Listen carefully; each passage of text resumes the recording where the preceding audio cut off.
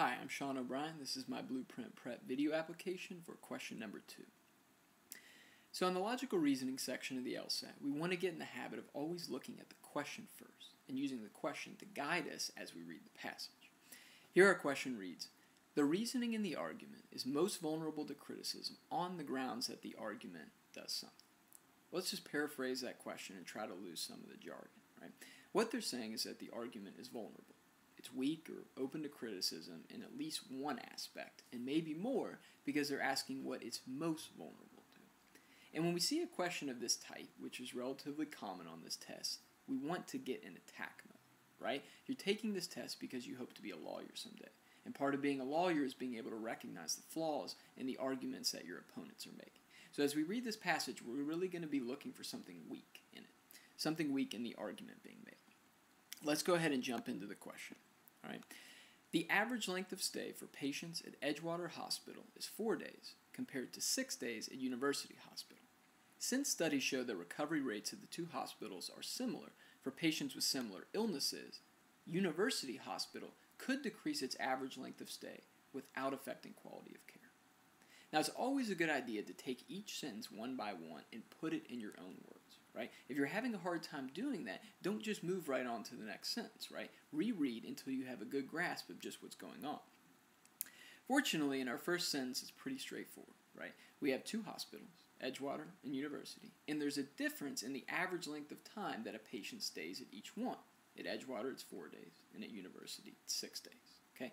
The next sentence begins with the word since. And we need to pay careful attention here because that's a cue that the argument is coming, right?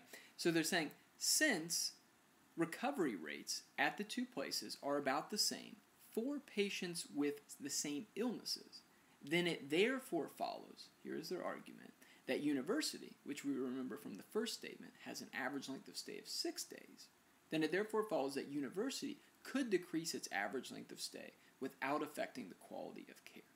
Okay, now that seems a little bit odd, right? And I'm going to use a hypothetical to illustrate just how odd that logic is. Okay, so bear with me. It's a bit long, but I promise it pertains to the problem at hand.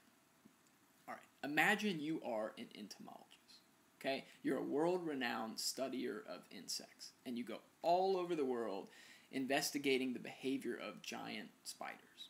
Okay, and you have spent the last month in Cambodia, floating up the Mekong River and studying the interactions of these spiders that live in trees along the banks of the Mekong River.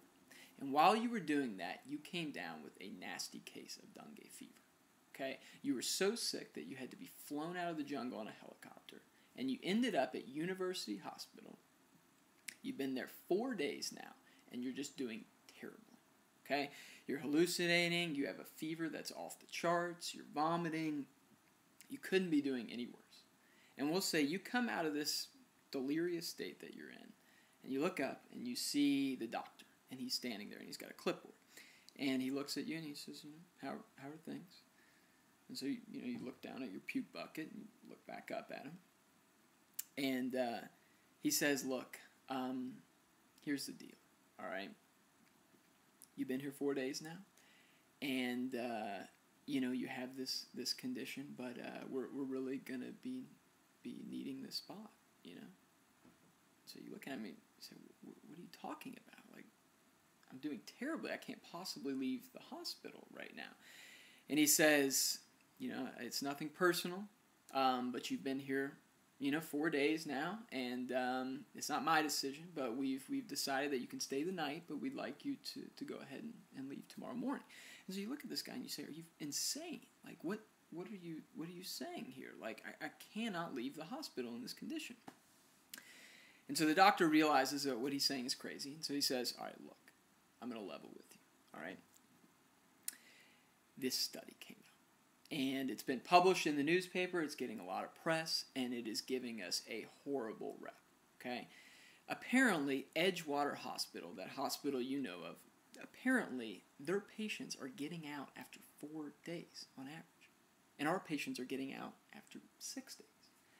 And it's making us look terrible. So, I understand you're in this bad condition, but this dengue fever could last forever. I mean, it might spike our averages. We're going to have to get you out of here." And so you ask him, you say, oh my God, patients with dengue fever are getting out there for 4 days? You're thinking, maybe I'll go to Edgewater. Maybe they're not crazy there.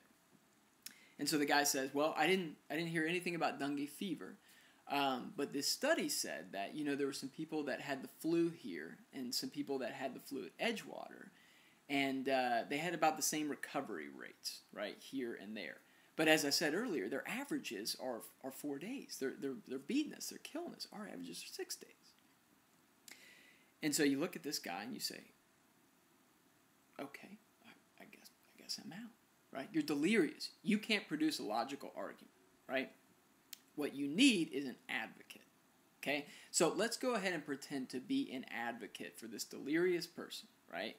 Let's point out the insanity in the logic that the doctor is arguing.